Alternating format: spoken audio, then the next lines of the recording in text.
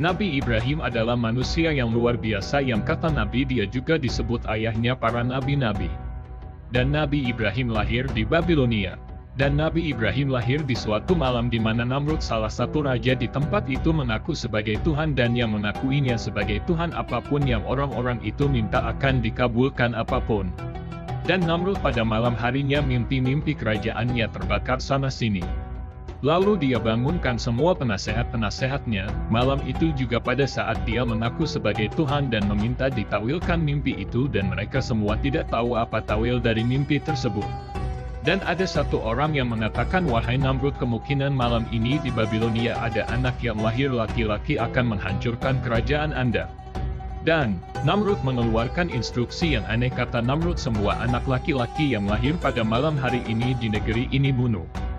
Azar, salah satu penasehat Namrud ahli membuat patung, datang ke istana Namrud. Kemudian dia tahu informasi bahwa Namrud telah memerintahkan semua anak laki-laki di Babilonia yang lahir malam ini akan dibunuh. Dan Azar tahu bahwa istrinya baru melahirkan malam itu, yaitu melahirkan Nabi Ibrahim. Kemudian Azar pulang ke rumahnya dan menyuruh istrinya membawa anak ini ke hutan supaya Nabi Ibrahim tidak dibunuh oleh Namrud. Dan ringkasan cerita, dibawalah Nabi Ibrahim ke hutan dan berjalannya waktu Namrud terus memandangkan dia adalah Tuhan kepada rakyatnya sampai umurnya 70 tahun. Dan pada saat itu Nabi Ibrahim berumur 40 tahun dan telah dinobatkan sebagai Nabi. Dan setelah diutus menjadi Nabi, Nabi Ibrahim datang ke tempat ibadahnya masyarakat Babilonia dan begitu datang Nabi Ibrahim melihat ayahnya dan kaumnya di situ lagi menyembah. Dan begitu datang Nabi Ibrahim naik ke tempat patung yang tempatnya paling tinggi dan tidak ada yang berani naik ke atas. Kecuali penjaga kuil saja, karena keyakinan mereka kalau didekati patung-patung itu akan kualat. Akhirnya Nabi Ibrahim datang dan mengajak ngobrol patung-patung itu. Ia mengatakan, hai yang dianggap Tuhan oleh masyarakat Babilonia, sambil Nabi Ibrahim mengambil salah satu sesajen di patung itu. Nabi Ibrahim mengatakan, apa engkau tidak marah saya mengambil sesajenmu? Lalu Nabi Ibrahim mengatakan sampai berapa kali namun tetap tidak ada sautan. Lalu Nabi Ibrahim mengambil sedikit potongan makanan di tempat itu lalu dilempar ke wajah patung itu.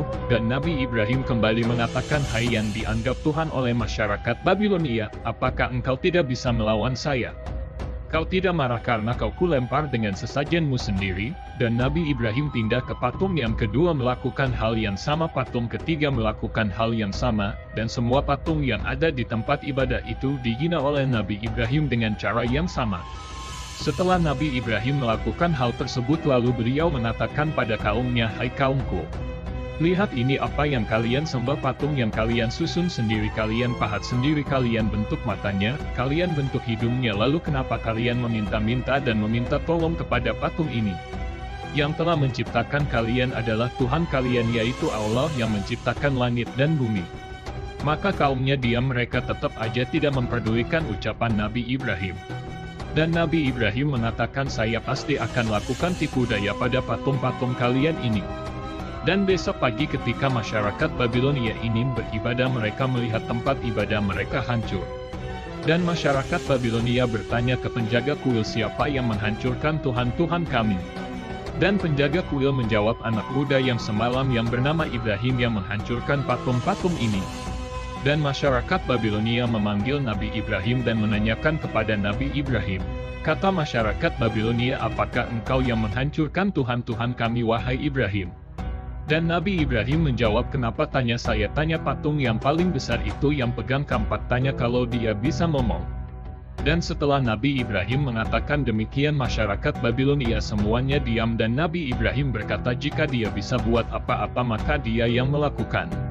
Kalau kalian yakin dia tidak bisa melakukan apa-apa, kenapa kalian sebut mereka sebagai Tuhan?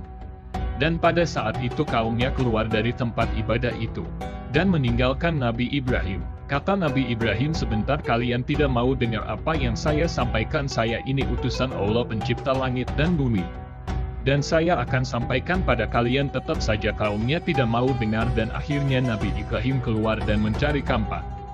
Dan masuk lagi menghancurkan patung-patung itu, dihancurkan semuanya dan Nabi Ibrahim membiarkan patung yang paling besar yaitu patungnya Namrud yang ada di tengah-tengah ruangan. Dan Nabi Ibrahim menaruh kampak itu di tangan patung Namrud. Dan tiba-tiba ada satu orang yang bilang sepertinya Ibrahim ini harus kita laporkan ke Tuhan kita yang paling besar yaitu Namrud. Kata Nabi Ibrahim, enggak usah repot-repot, saya yang akan ke sana. Dan Nabi Ibrahim datang ke istana Namrud dengan banyak bondong-bondong orang, dan ketika orang-orang itu melihat Namrud sujud, mereka semua di hadapan Namrud kecuali Nabi Ibrahim. 40 tahun Namrud disujudi, tidak ada orang yang berani membangkang kecuali pada saat itu. Kemudian Namrud bertanya, siapa kamu ini? Kenapa kamu tidak sujud dengan saya? Dan Nabi Ibrahim berkata, hai Namrud, dari mana kau ngaku Tuhan kamu manusia biasa seperti saya, punya 2 tangan, 2 kaki, kau juga akan mati, yang menghidupkan dan mematikan adalah Allah Tuhanku dan Tuhanmu. Lalu kata Namrud, saya juga bisa menghidupkan dan mematikan. Lalu Namrud suruh menangkap 2 orang di depan istana. Dan salah satunya disuruh dibunuh dan satunya lagi disuruh pergi dikasih hadiah yang banyak. Lalu turun Jibril mengatakan kepada Nabi Ibrahim, suruh menantang Namrud yang ada di langit.